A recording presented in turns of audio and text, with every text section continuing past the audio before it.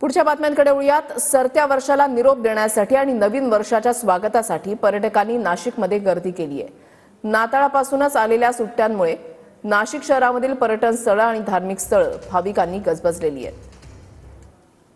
नाताळपासून सलग आलेल्या सुट्ट्यांमुळे आता वर्षअखेरीस नाशिकमध्ये पर्यटकांची गर्दी जी आहे ती वाढण्यास सुरुवात झालेली आहे।